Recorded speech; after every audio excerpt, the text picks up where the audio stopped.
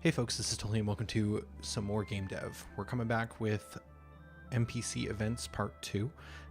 Second stream of the day. First stream today we worked on getting it set up, or getting a new system set up in which we can have some of our NPCs, or honestly we haven't even done it for NPCs yet, but we've only set it up for the AI. But we're trying to get a system in which, even though we're not in combat right now, we can still have the enemy performing actions and making it look like we're in combat, when in reality, it's just kind of a scripted sequence. So we've put a little bit of work into this in the previous stream. In this stream, I think we're just going to be continuing right from where we left off, mostly trying to clean up what we were doing, because there was a little bit of like prototyping and trying to get it up and running, and I think it could be in general improved. But honestly, it might be a little bit more prototyping as we just try and get the functionality that I want to start with at the very least. So all that being said, I think the first thing I want to take a look at is that we were having an issue where we had to basically comment out the AI spotting the player in order to get this system working, which is a pretty big hack because it means that the combat stuff is just completely broken as long as we have that commented out. So let's go find where we did that.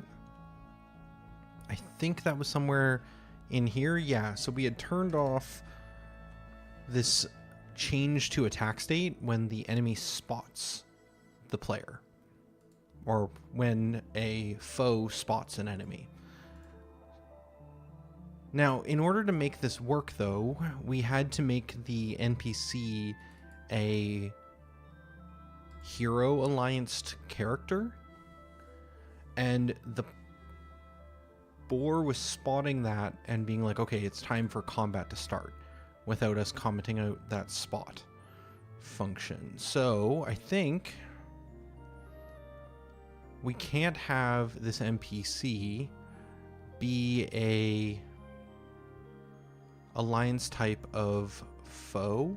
This isn't here though. Where is that located? That's going to be inside of the NPC beta state, or state beta, which was a simple change here. We're going to change the NPC to neutral, and then we're going to check to see how the spot logic works. Does it specifically look for a hero, or is it looking for someone of not that alliance? It's specifically looking for one of not that alliance. So if we change it, so instead of this, we do a different call just for today. I might kind of take a broader stab at this, but if we say that the attacker's alliance type equals alliance's hero, then we spot and we go into combat. Otherwise, we will not go into combat normally. So the NPC being neutral should not trigger combat to start. Okay, then from there, oh, unlockable characters with the early hydration. That was like 3 minutes ago. Appreciate it.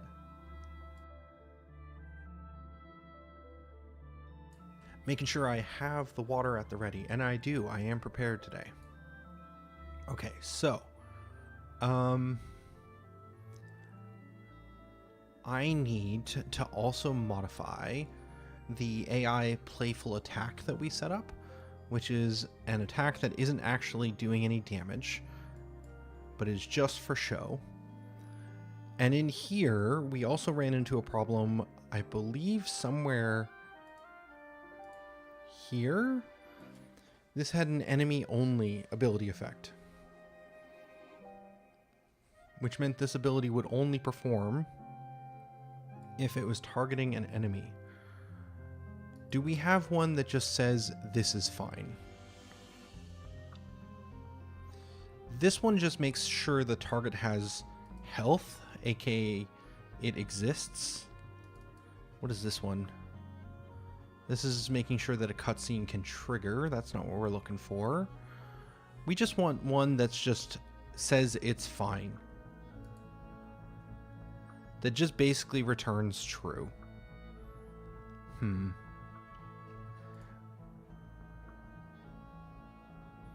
I don't think we have one that does that. We do not have like a basic just succeed ability effect. One that doesn't really care about what the target is. And I do believe we do have to have at least one effect target in order for this system to work. Let's try adding the default one because I think the NPC should have some amount of health, and we'll remove the enemy only and see if that works.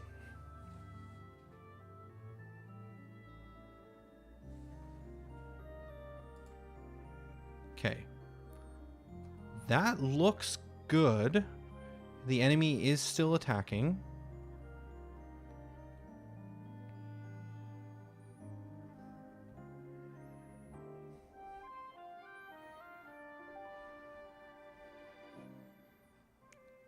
And we are not in combat. Okay, so I think those changes worked. Cool. So a couple of small things, but it gets us in a state where ideally combat should still be functioning. Let's test that, actually. Let's go to our combat testing area, the combat grounds, and let's validate that we can still fight enemies in here as normal, and make sure that we haven't broken things for the base setup.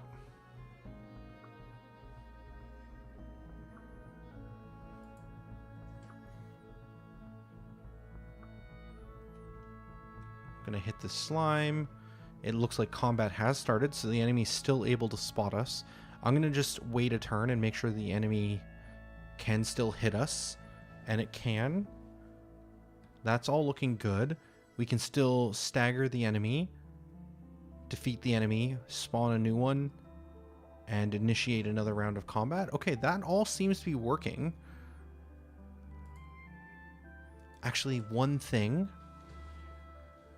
Normally, in the past, when we have spawned a new slime, it usually starts in combat. I have a feeling that I just saw it not start in combat.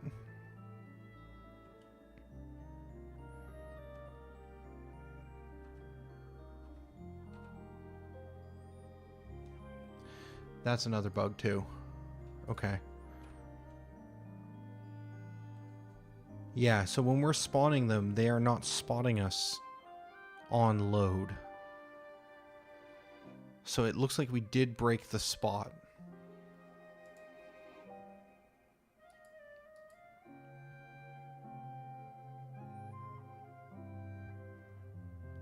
I'm gonna guess this is not working correctly.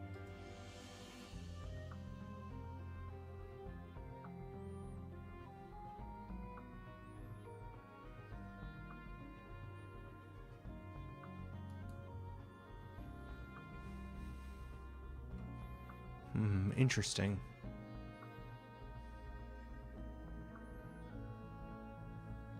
So then, if I just walk around here, yeah, it is not engaging in combat. We're going to try a normal area, aka this one. Will an enemy ever spot us with the changes that we've made, or have we just broken the vision system for the AI?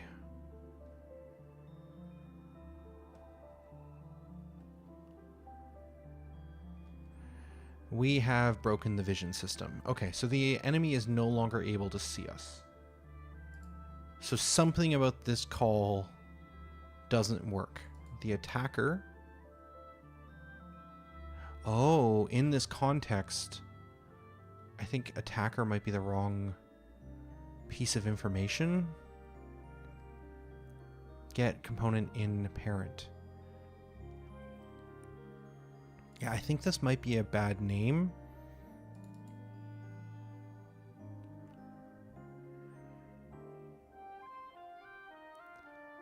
Tile.getUnit, target position. Yeah, I think this is what we want to be checking against. And if that's the case, we might want to rename that value, because attacker, I think, is unclear in this situation.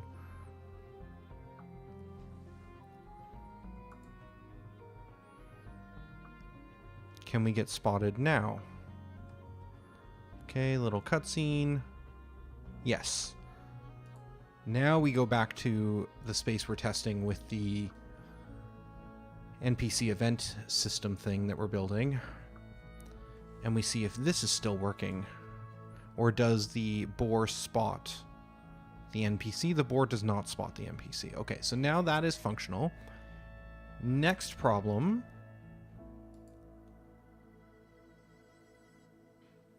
It looked like the slime was unable to attack us.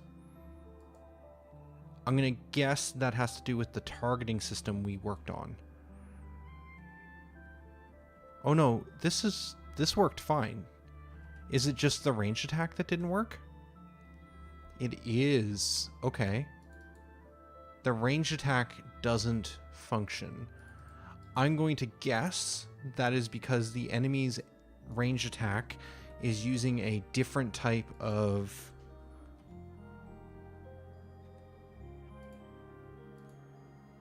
area effect. I'm going to guess that this is AI bow. I shouldn't guess. We should look. So let's look at this slime. Its yellow attack should be this one here. AI bow. Which is AI bow 2. Second variation of it. And this is using a unit area effect. Right. So, in order for the work we did to function, we had to override the init UI call, which is very quickly becoming something else. It's becoming like a initialize targets.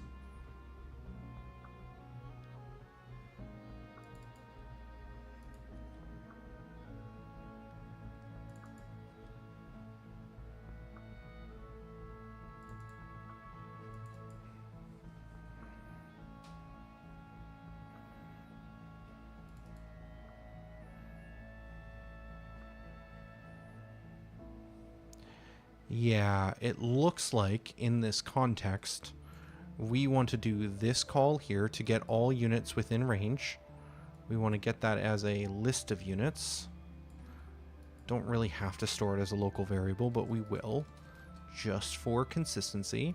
And then instead of looping through tiles, we will loop through these units, and this can just be unit. This can get removed. This should be unnecessary at this point. And I think that should work. We just need to set that function up. And hopefully now the bow attack should be functioning again. Once we've validated that this stuff is working and that we haven't broken stuff too badly, then we can go back to working on the NPC events and refining them a little further. Okay, so we're going to walk up here, trigger the enemy for combat. Perfect, it shows to do the range attack right away. Still failing. Alright, I see.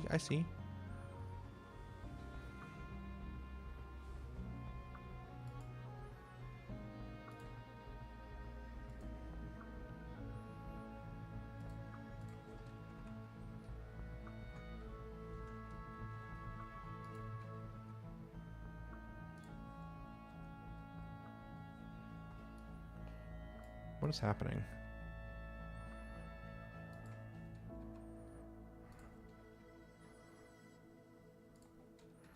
It's like doing an ability of... Oh, it's waiting. It's doing turns of wait. Okay, well that's fine. Okay, it's going to do a range attack. We're going to wait a turn, skip. And we're waiting for it to get down to the yellow telegraphing crystal here next to its health bar. Okay, now this is the one we care about. So what's happening here? This is trying to do the AI bow attack. It has just finished initializing the ability area, and it did not find any units. Okay, so we've technically missed the part I care about. We put the breakpoint a little too far. We're going to just let the enemy attack until it decides to do a ranged attack again. even if that means it ends up killing us. Try again. See if we can catch the moment we are looking for. Don't care about that.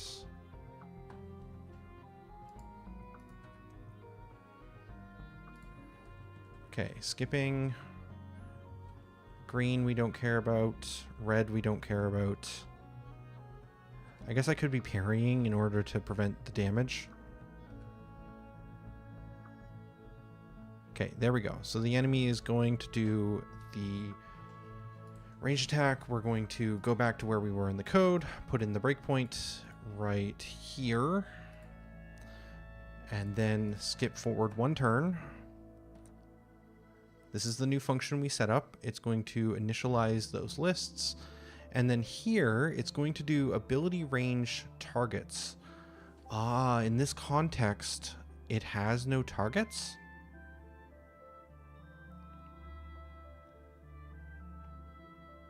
Interesting.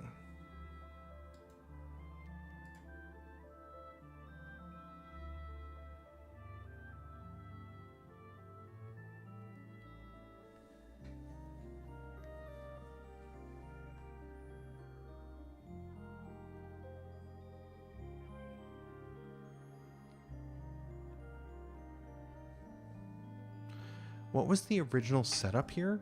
I didn't keep it, did I? There it is. I only had to go back once. It was originally doing AI area, get tiles in area, based off the firing location. Okay, so in that context, the ability target manager, it doesn't make sense to use for an AI attack. We basically want to do this logic here. Let's see if that would work here.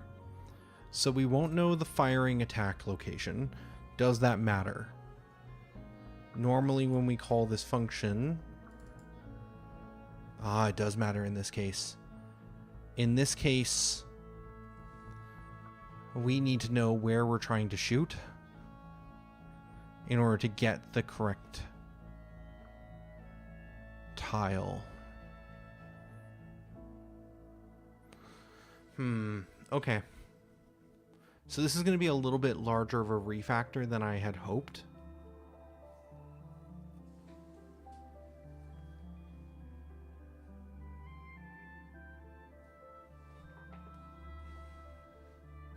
It's not the worst.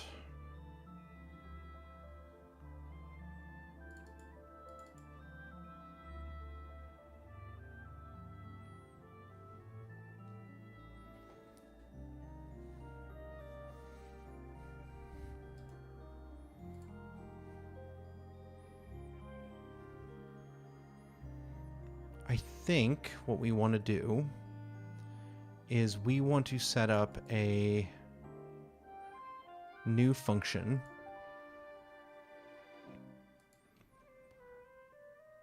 which is going to be an abstract function that each...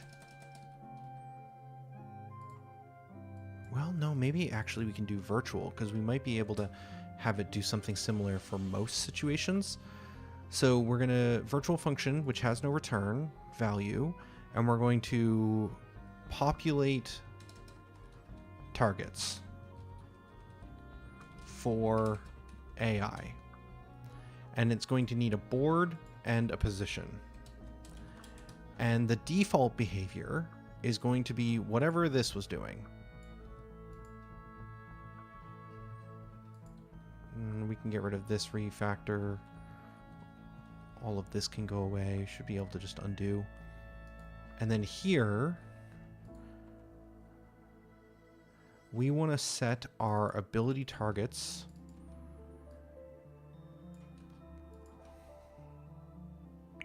to a new list.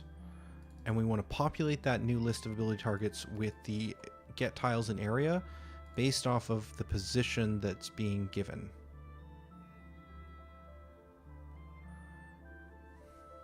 Okay, and then for full area effect, we want to do this logic instead.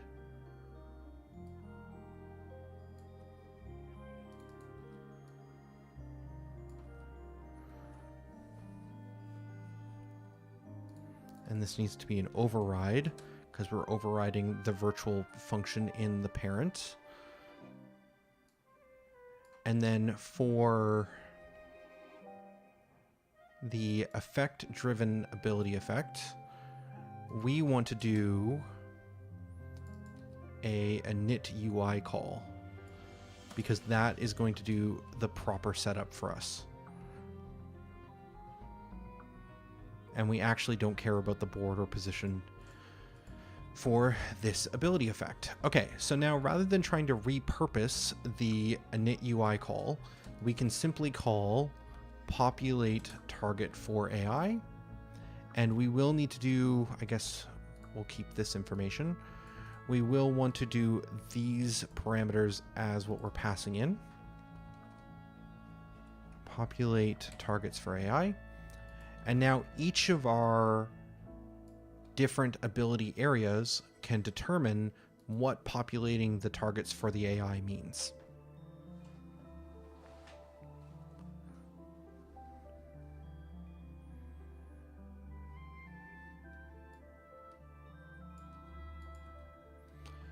I suppose this could also return the targets. It would make the code look a little cleaner. Not required by any means, but kind of like that. Then this one here can just do return, and this one here can also just do return. Oh, and then I need to change the definitions now. So each of them will also need to have this as the return type for the function they're overriding.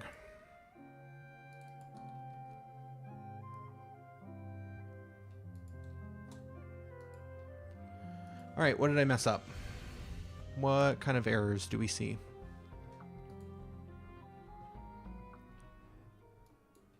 Oh, we're still in a call stack somewhere.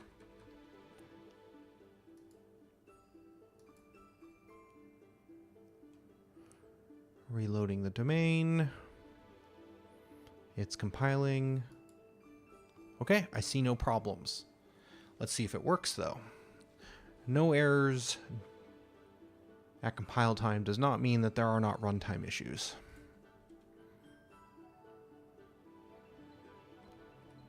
Okay, gonna activate this enemy. Combat is starting, that's fine.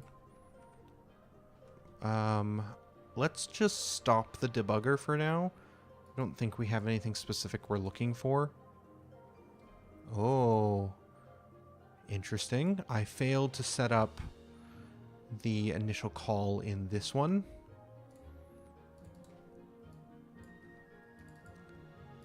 This needs to make sure to set that up. Okay.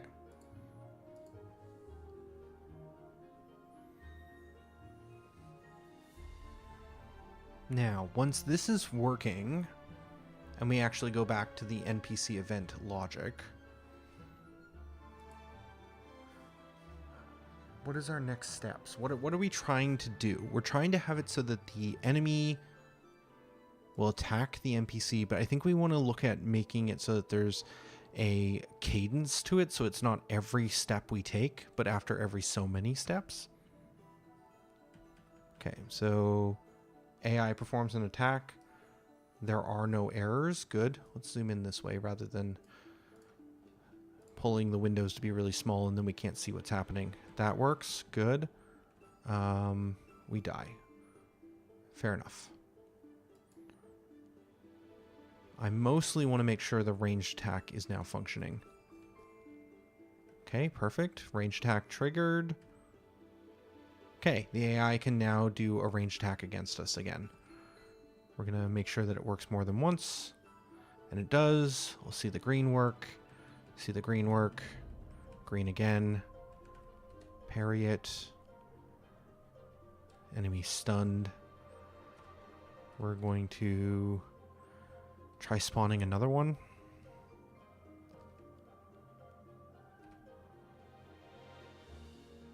And then I just want to see the red hit. Perfect. All right, that all seems to be working. So now we can go back to the NPC event area we're working in. Let's make sure that all the fixes we made to make sure combat works did not break this. So we should not be entering into combat. But we still see the boar hitting the Adventurer 001. Perfect. We are getting null references to do with particles, but that's because of the thing we need to do next, which is slowing the enemy's attacks down. Right now, it just performs this ability over and over again. We need more data. So if we're going to script a list of actions, we're going to write a little script of behavior that this enemy is going to do when it's not in combat. We need to be able to define more than just a list of abilities. We need to define, essentially, if you think about it like lines from a play, we need to have some stage direction.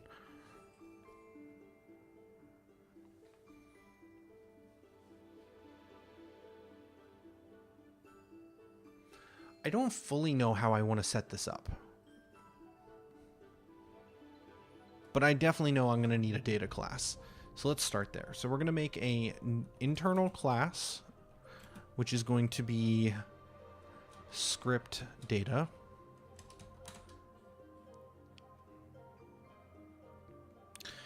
Thank you, IntelliSense, for trying to help, but you are failing. And this is going to have a ability ID, which is the ID that this particular line is going to try and trigger. And then I think we want to have a CT associated with this, so how many turns it will take before this ability will trigger.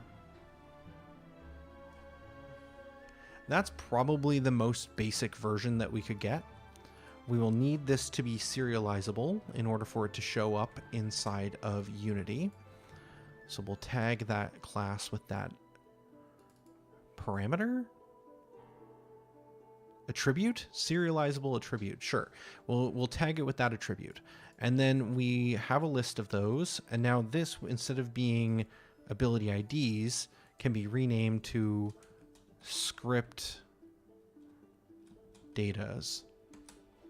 Yeah, that's not a great name, but again, we're probably going to rip this up and change it several times. Why is it unhappy? It is unhappy because we did not modify this system. So we're going to loop through these, and we're going to get script datas, which is going to be a class inside of the ability script. Yeah, I don't like these names at all, but we will figure out better names for them in the future, and we will do a rename of this to script data, and then the script data will have an ability ID that we want to load.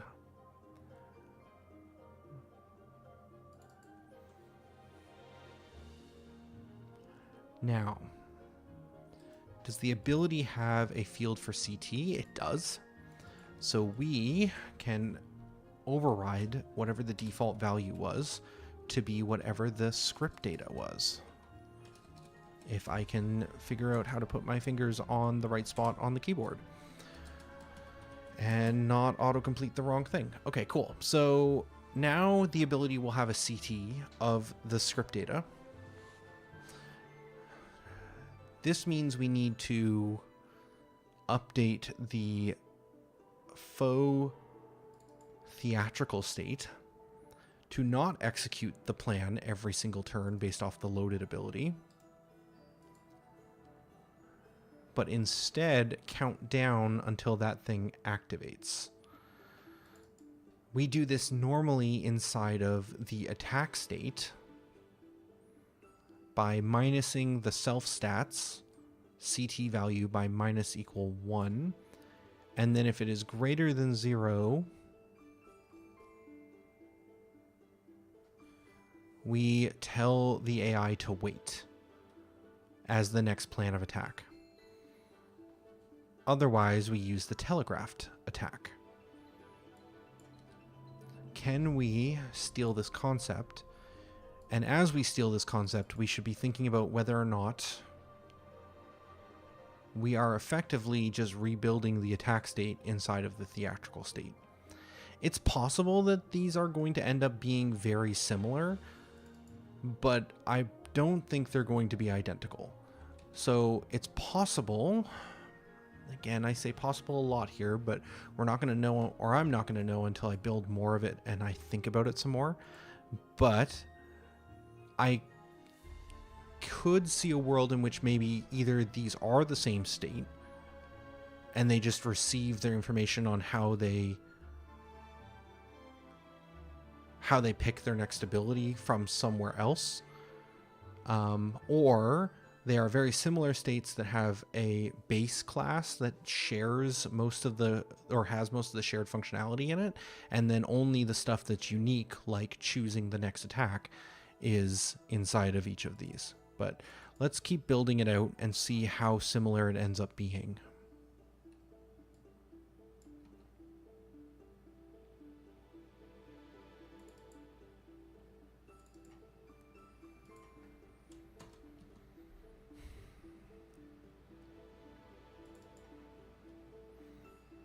We're not going to need any of this.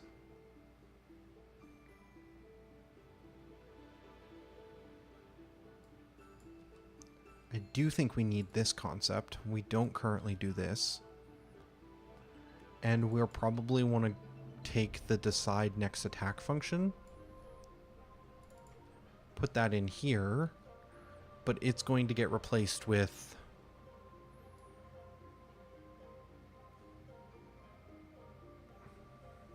this setup, I think.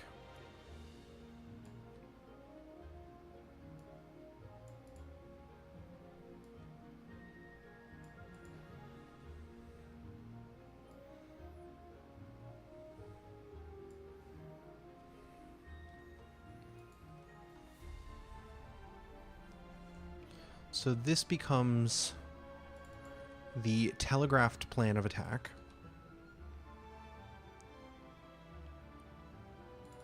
And then we set all this information for the telegraphed planned attack.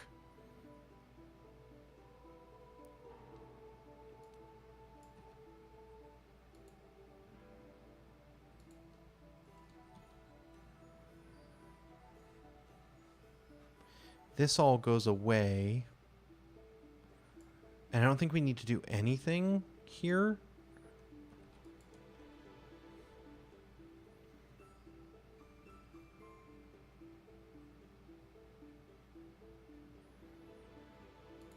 Choose the next ability in the loaded ability list. I do think we need to set our character's CT value.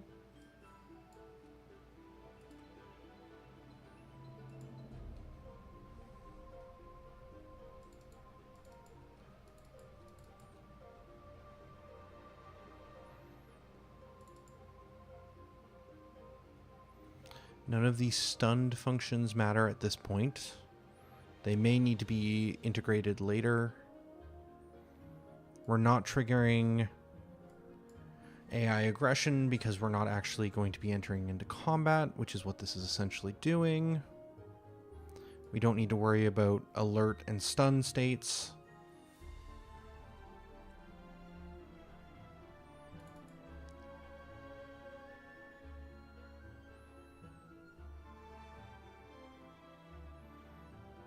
If CT value is less than or equal to 0, decide next attack.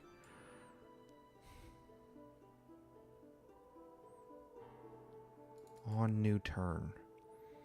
I kind of think we need this logic too. It does feel like we're copying a good chunk of this over. We don't care about the stun right now.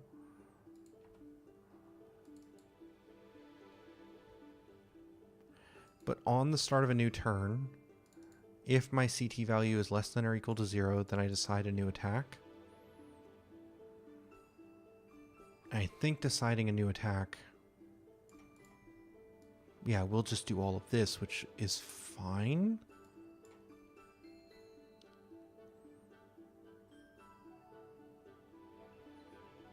having a hard time keeping track of it, to be honest with you, but I think we're essentially copying everything over except for this logic, which kind of tries to populate the next plan of attack with an enemy that's nearby as the target. And we're not using any of the stun or stun length systems either. Okay.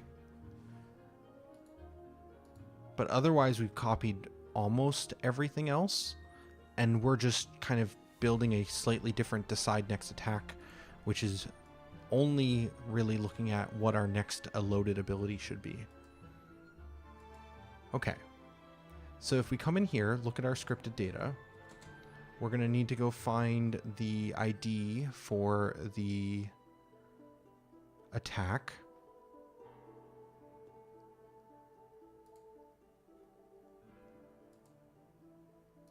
This is what we're looking for.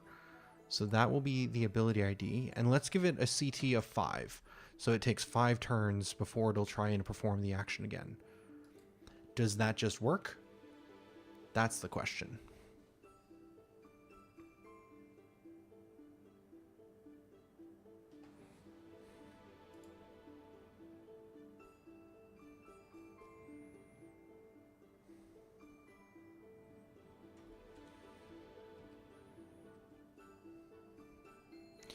It looks like it's working. Every 5 steps or so, the boar performs the attack. If we move fast enough, can we see it overlap or see any null reference errors because we're triggering too many particles? It looks like no. Okay. So I think, very rough, but I think this is a system that allows us to have the enemy perform an ability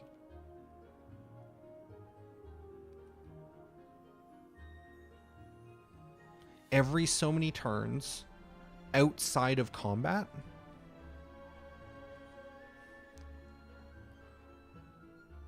Let's see what else we can do. That's probably enough to sell the adventurer being attacked in this kind of cutscene area where I want you moving through here, moving on to the next area, and looping around to the north side to save them. And this kind of sells that for me. It's good enough. But I kind of want to explore a little bit more and see what else we can do. Part of me feels like it's possible that this system could also replace our current patrol pathing system and be a more elaborate system than that. Okay, how do I rephrase that in a less weird way of saying? I can't even explain it without it sounding odd.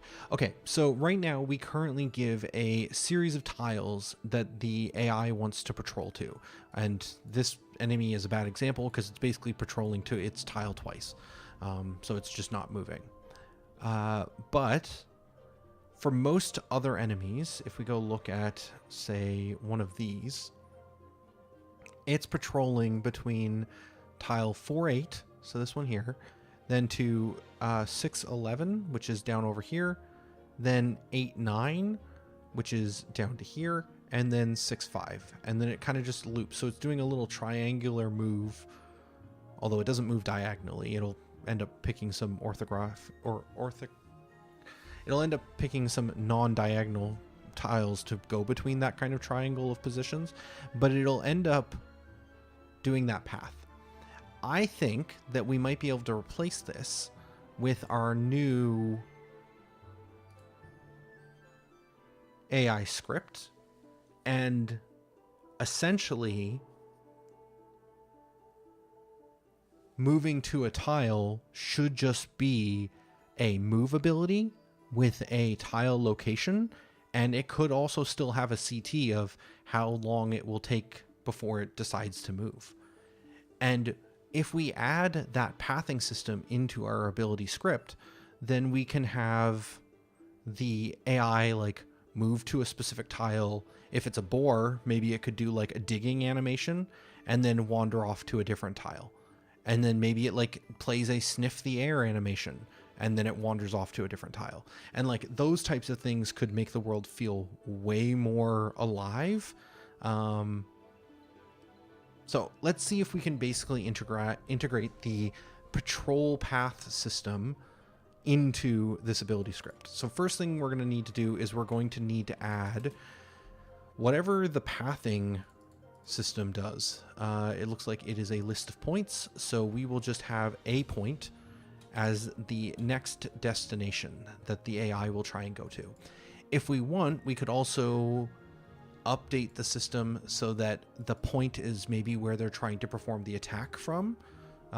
May not be required, but could be useful. If they're doing some sort of ranged attack, we could have them targeting a specific tile. Maybe it would be clearer, though, if this is specifically a move point. So this will be the point it is trying to move to. In this situation, again, I don't think I want this boar moving, but for the sake of testing and trying stuff, well, let's have it move over to... Well, let's say this... Should the move be part of the ability? I'm going to go no. I don't know why, but I want to go with no.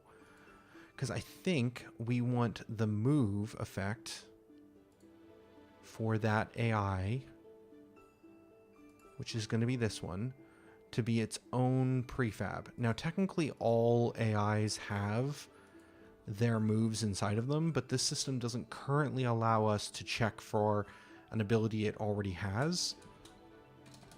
So we are going to just have to reinstantiate the same move that we'll end up using here. And then we will use that ID, and we'll have a CT of 5 on that, maybe a CT of 2, and then it'll move to...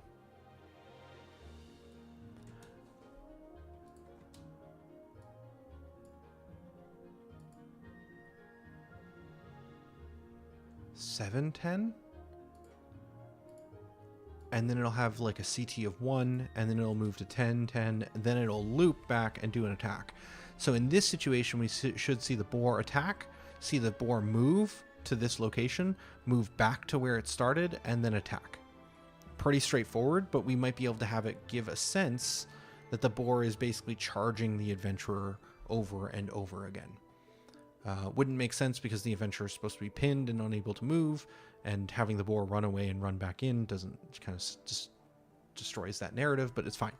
We're testing. So we're going to see how do we pass this move data into the current ability? That's the next question.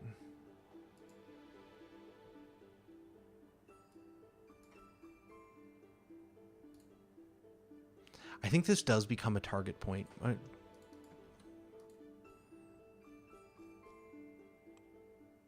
It's fine. I can rename it after. I'm as I'm thinking about it, I think that this is... It's fine. It's fine. Just build it. Totally just build it. Just build it. Okay. So we're going to load up this information. The ability at this point cannot hold a position that it is trying to reach. How does the current patrol system know where it's trying to get to? It has a patrol tile, which I'm going to guess is based off of its...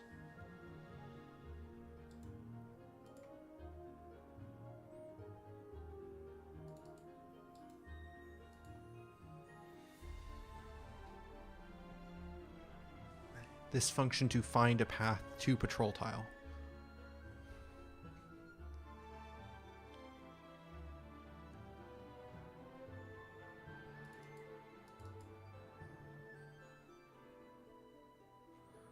But how does it set the patrol tile? Somewhere it must set this value. Here, set current destination. Right, because we just pass in a list of tiles.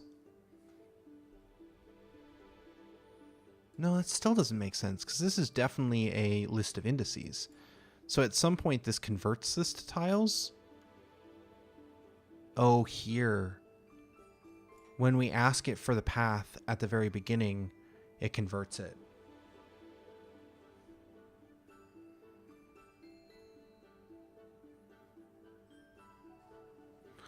And then from there, this system is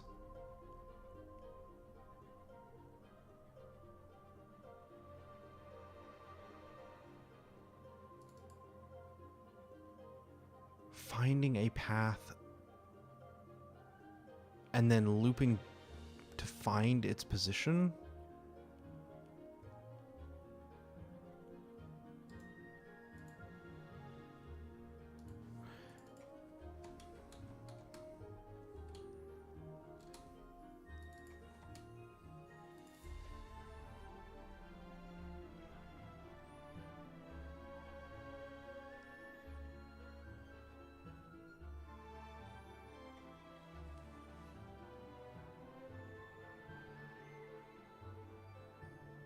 That makes sense. It literally just sets the move position. And it does.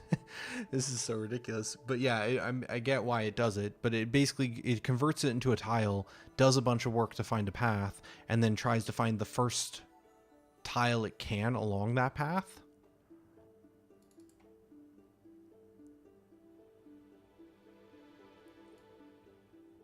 Okay, I think I see what it's doing. But it ends up just converting it back to a point. But it kind of has to do this in order to find the next valid location to move to. Because it doesn't know if it can just move directly to the point it's trying to go to. Okay.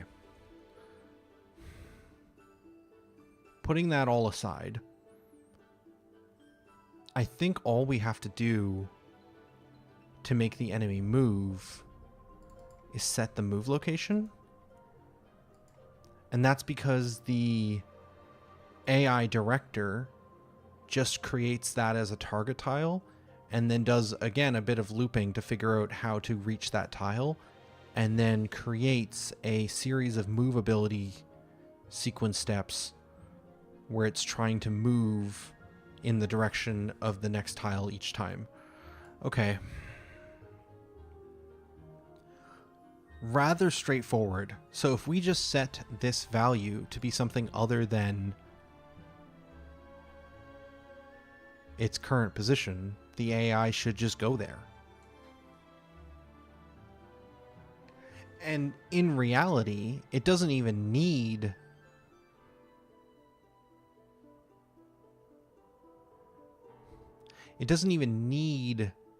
the movability, because it will just trigger the move as part of this setup here. And then it'll try and trigger an ability also, if it can.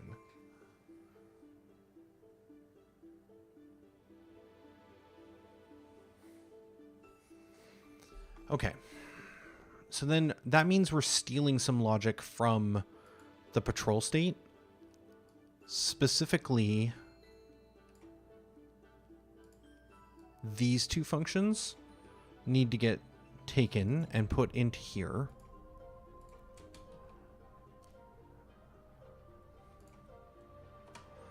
Looks like we're missing one more. We need the find path to patrol tile.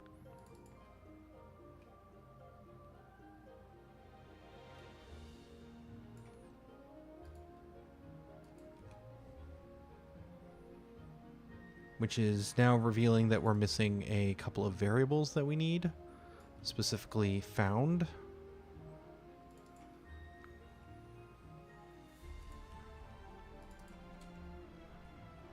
Found tile. Okay, that seems to have fixed most of it. Why is this not referenced anywhere? Oh, because we actually need to set this up. So up here,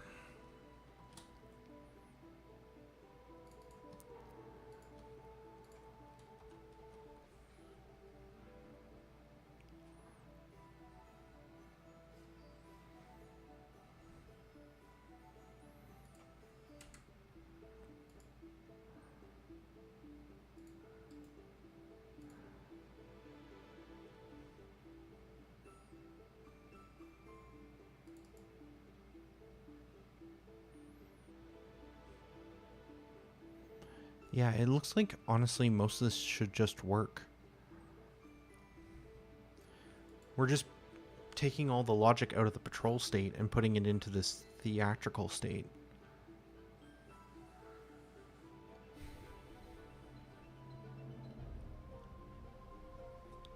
This is feeling less correct as we build it, because it feels like we're just taking all the logic from all the different states and compressing it into one giant state, which is the opposite of how you want to build state machines.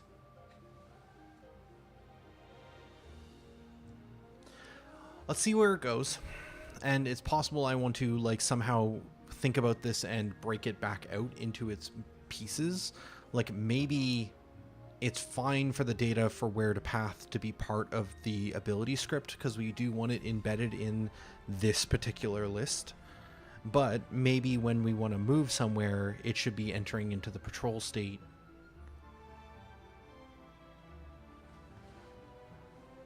Instead. But then the patrol state is going to need to know to go back to the theatrical state instead of the attack state or the idle state after it's done. Yeah, it might be a larger refactor, but okay, let's see where this takes us. So if we just do this with the move to patrol tile, the only other thing we need to figure out is how to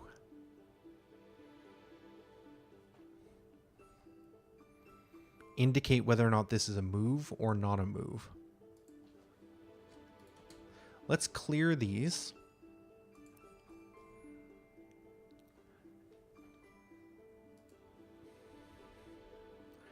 In which case, what happens? When we load the list of abilities here, this ID will be empty.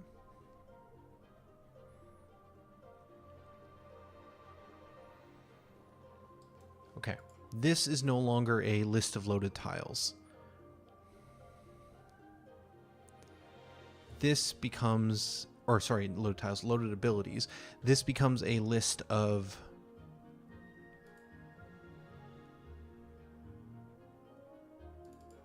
does it just become the script data? That feels odd too.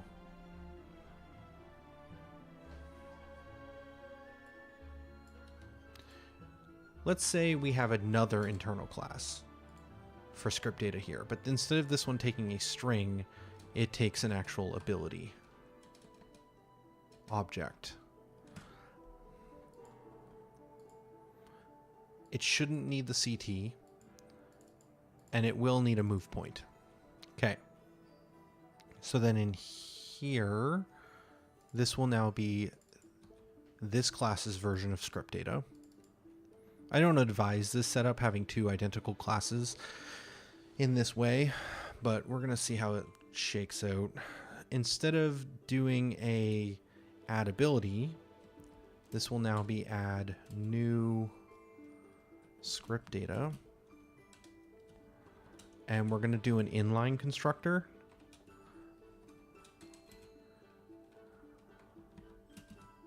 Do it this way. And it won't have a move point in this setup. Sure. And this should all happen only if script data dot ability ID is not a string that is null or empty. And then a classic mistake on this one is not a null or empty. Then we instantiate it and add it to the ID list here. Lowercase s. Else, if it is null or empty, then we're going to add a script data in which we set the ability to null. And we are going to set the move move point equal to the script data move point. Yeah, the fact that we're using these two script datas here also is very confusing. Okay, I'm going to fix that later, but This also needs to be renamed from loaded abilities to script datas.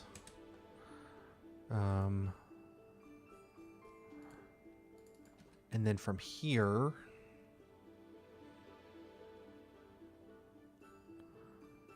instead of this getting a ability directly, we will do that parameter.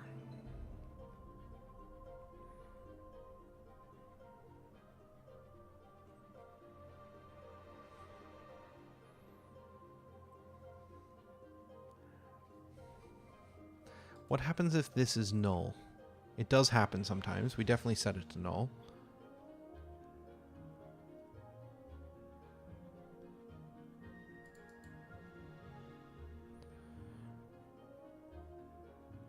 Yeah, 100% set it to null. Okay, if it's null, we just don't trigger a sequence here. We'll only do the move part. Okay, that's exactly what I want.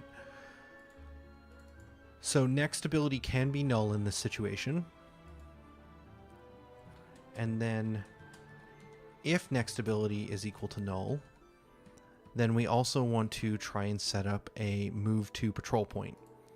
And that move to patrol point is not going to be based off of find path.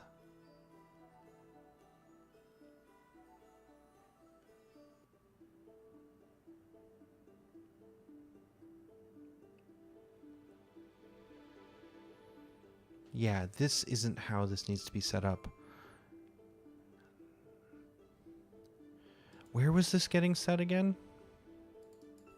Here, set next destination, which is getting a tile.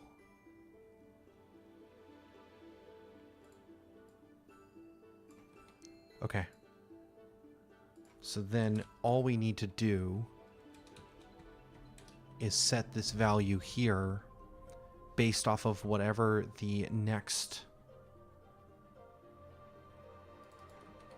script data is.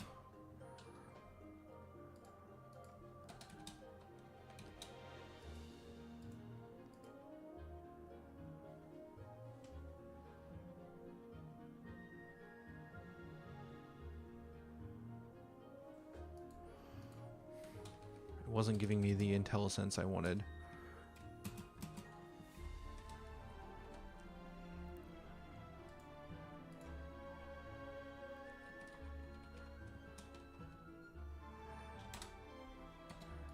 Okay.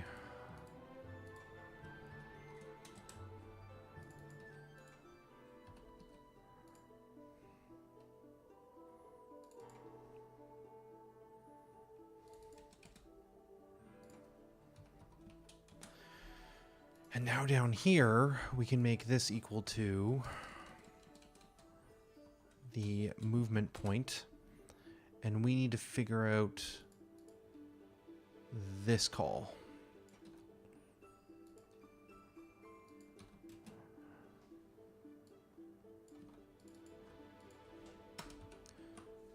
Great. So based off the script data, if the script data dot ability equals null, then patrol tile should be equal to the script data's next move point, and we should try and move there. So we're only going to ever alternate. We're either going to do a move or we're going to do an ability. If we assign an ability, it won't do the movement. If we don't assign an ability and we have a move point, we'll move. I guess, is there a situation in which we don't have an ability and we don't have a move point? That's basically empty data at this point, and so I think we should just not fill that in if that's the case. Okay. We forgot some brackets, I'm guessing? What was the last thing we did here?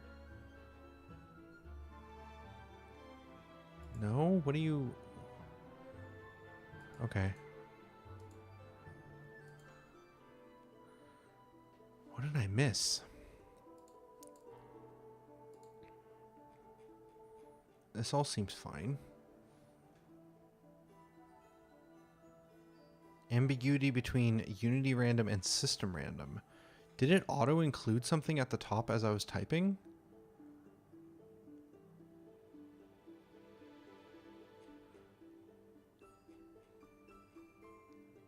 It must have auto included something in order to make this work.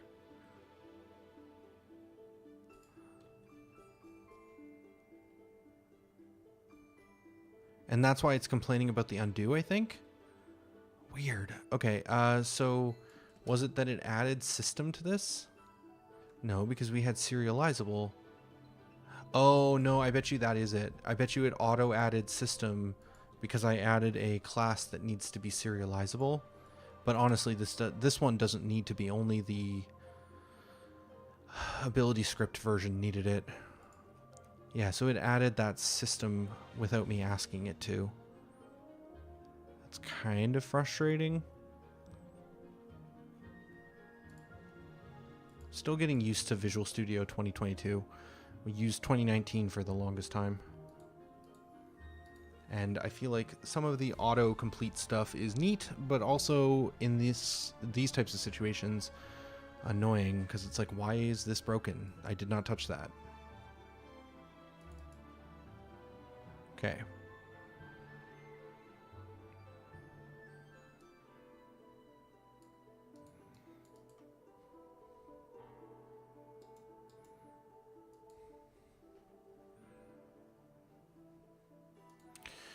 I guess that's true. We do want to add the CT, I think, here as well. Cannot find my fingers on the keyboard today. All right. We've got here this setup. We want to also do CT is equal to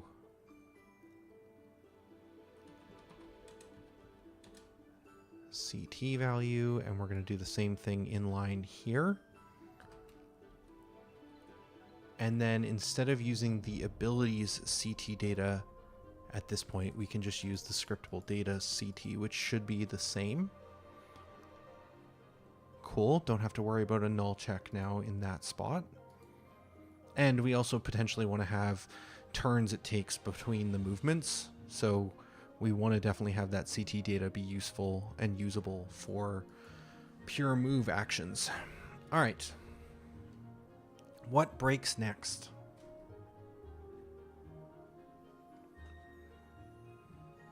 Oh.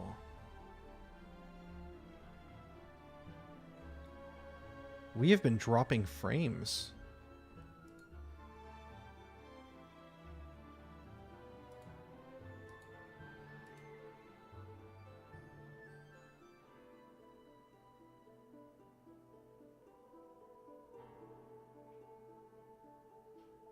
Twitch and YouTube are saying we're fine, but OBS is telling me that we're dropping frames.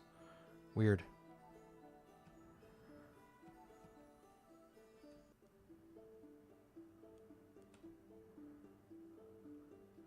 That looks like it's working, though.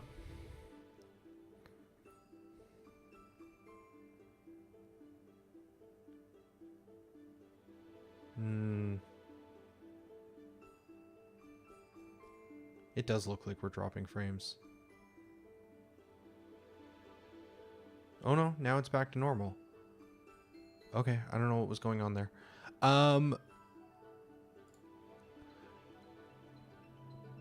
It is a potential problem, though, that the AI will not move all the way to this move point.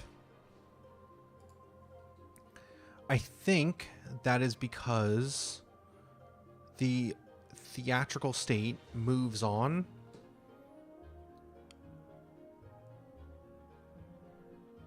every time it decides its next attack. I think... this is tricky. I think we should only advance the index for move-related steps if we have reached the destination. So this part needs to be conditional on the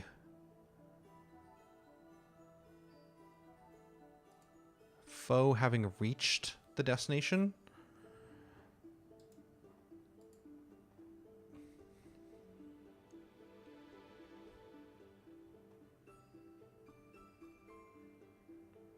Which we have a function for that.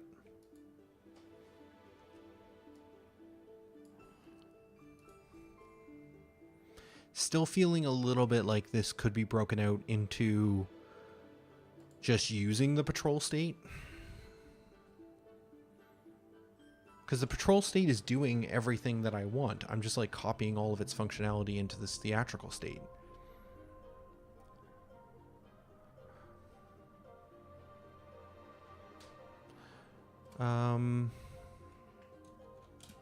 Advance if we have reached the patrol state, or if the ability does not equal null. Okay.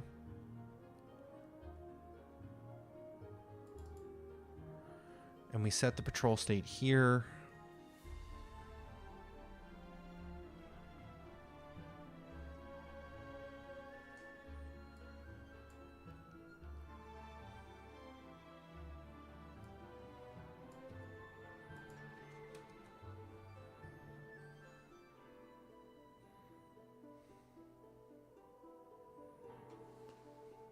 I think we also need to not be...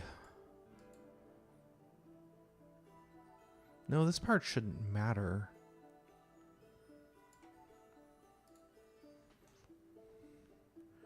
It kind of does.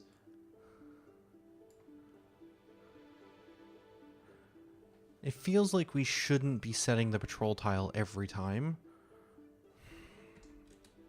I'm going to see if it works first.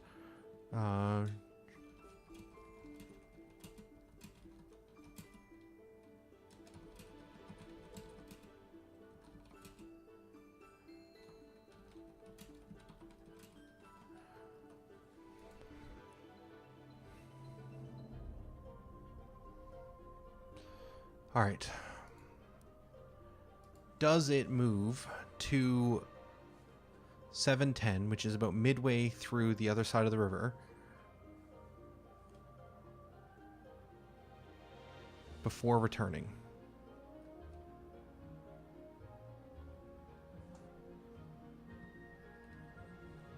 Yes. And then it takes 5 turns.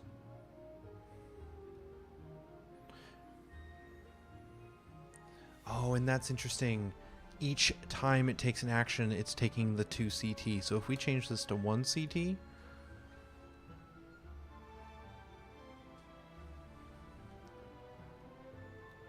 then it should look way more fluid.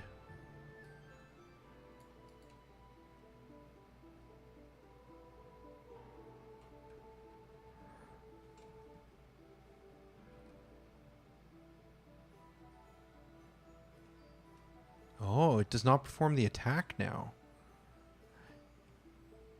Oh, the move interrupts it. I am surprised that our system is that responsive.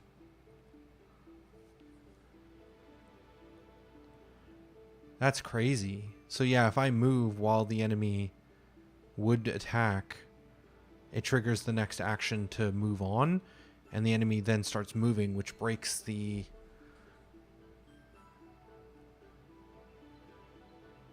attack action. Oh, that's crazy. That means we're probably also building up a ton of dead coroutines somewhere for all of those failed attacks. Because it's not finishing them, I don't think.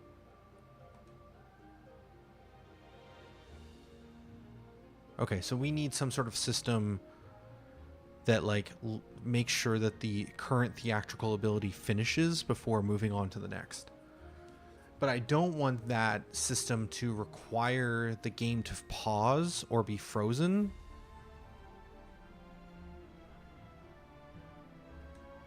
Or more accurately, to block the player from being able to move while the ability is being performed. Okay, so that's going to be a slightly more elaborate system.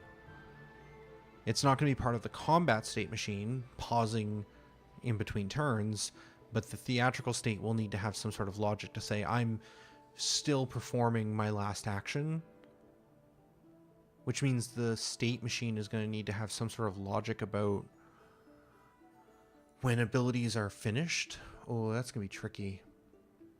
Okay.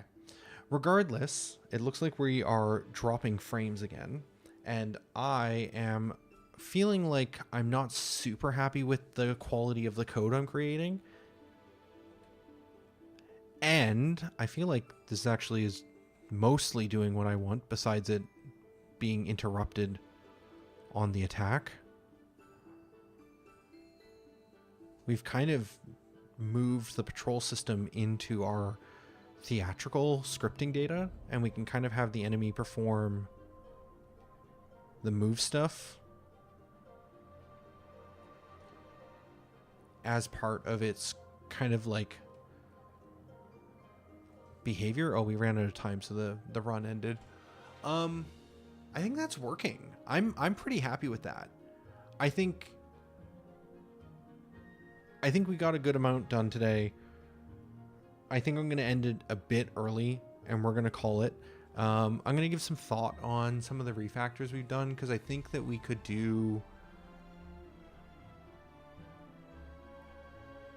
some work to eliminate the need to recreate all of the patrol state logic inside of the theatrical state, and we could just repurpose the patrol state.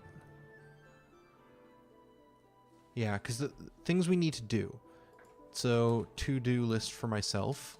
I may do this off camera during the week, but we need to see about integrating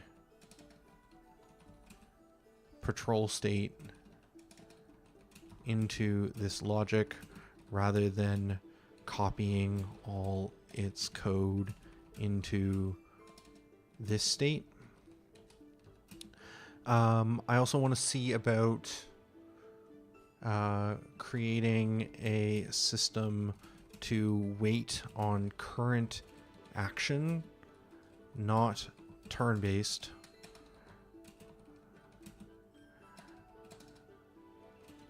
before triggering the next script data.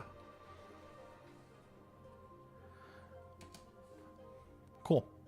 Besides that, though, this is doing some good work and is going to be very handy as we move into later parts of the game and we want to have more NPCs. Like, eventually we do want to do some town areas and stuff, and I feel like this system could be great for, like, having an AI NPC walk over to, like, a food stand and then do an animation of, like, picking up an apple and then putting the apple down and then walking away, and potentially we could even have some of these behaviors cause the AI to despawn, like walk off the map and then delete itself, and then have other AIs walk in onto the map, or NPCs, AIs, same thing. But I think we could use this system for essentially writing like mingling NPC sequences that are not necessarily cutscenes, but are happening while the player is just naturally moving around.